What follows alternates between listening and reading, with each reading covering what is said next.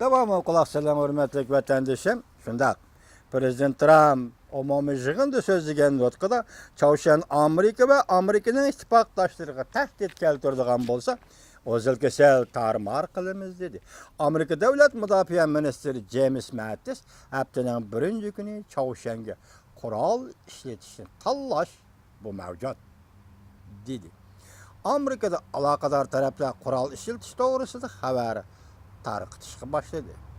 Bu bir kichik mavzu.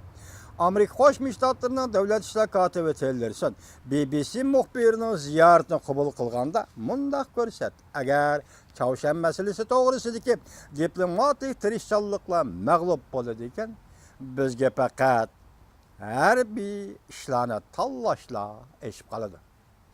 Gördünüzmü vatandaşım hazır Amerika Qo'shma Shtatlarining davlat ishlar kotibi Rex Tillersonning ko'z qarashida bu pozitsiyasida o'zgarish bo'lyapti. Nima deydi?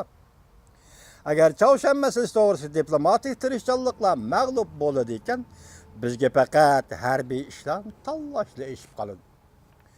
Amerika tarafining yaqingi ifodalari hamda Jungo tarafining sukut ichida turganligini selishtirganda Chavshan yerim oralida urushning istiqbollari ko'tarilishga boshladi.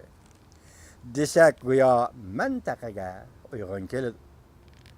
Koreyaning Chavshanni birlik keltirishiga yordam beradigan vaqt yetib keldi. Yana bir mavzudagi xabar. Mavzuli xabar 9-ayning 20-kun Vanvitor betida e'lon qilindi. Xabar bundoq boshlandi.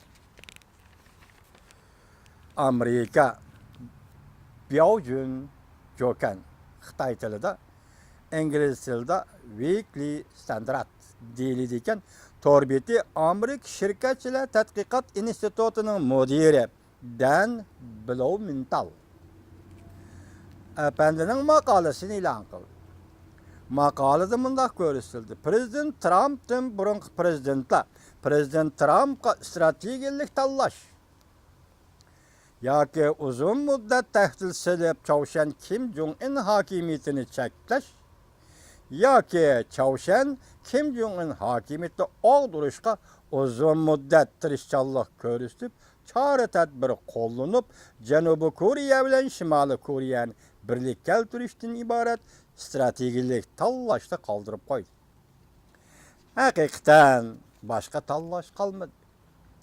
Chunki 1993-yildan beri barliq aloqada bo'lish choralari, jumladan pora berish, yetaklash, popoza ishlatish. Kim Jong-un hokimiyatiga ishlatildi, bu choralar tugadi. Lekin Kim Jong-un Chavshan hokimiyati yadro qurollaridan voz kechmaydigan niyatini 10 yil davomlashtirdi. Prezident Trump bexatarlik komitetining Chavshanni qattiq jazolashi orqali Yaponiya, Koreya qatorliq ittifoqdosh davlatlar bilan bo'lgan munosabatni kuchaytirdi.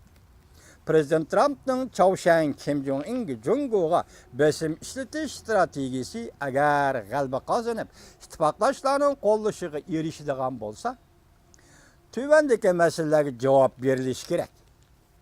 Kelarki qadam qandoq tashlanadi?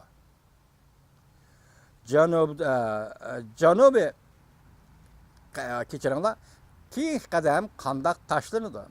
George Walker Bush qatorliq har navbatlik Amerika hukumatining sobiq prezidenti Chavshan qaratgan strategik nishon to'g'risida o'ylashib boqqan emas. Masalan, har navbatlik hukumatlar yadro qurollaridan voz kechgan taqdirda mustabid vahshiy Chavshan hokimiyatini o'rnida qo'yaveramizmi degan masalaga javob bergan emas. Chavshan millatining masalasi tarixdan birlik kelgan Koreya yerim orali odatga qarshi nima ishga bo'linib ketdi? Ya'ni Koreya nima uchun ishga parchalanib ketdi? degan masalaga Amerikada har navbatdagi hukumatlar asla javob qaytargan emas.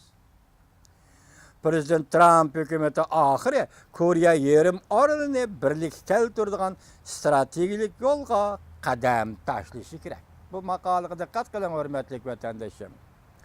Bunda qilishning nihoyat zo'r sabablari bor. Birinchi, Shimoliy Koreya masalasi amaliyotda siyosiy masala. Pxenyan yadro devletiga aylandigan bolsa, derhal özünün usulu boyunca Kuriya yerim oralini birlik keltirdi. Sen saqlab o'tiranmaysan, Çavuşan birlik keltiriverdi Kuriya yerim oralini deydi. Bu ishni Kim Jong-un ailəsinin mirasi deb qaraydı. Bu birinci mesele. İkinci, uzun müddetlik tehdit gücünü saqlab qalish ishonchlik mi yo'q? Aniq emas. Sharq Şimal Asiya nəhayət əgir hərbiləşkən rayonga aylanıb qalıdır.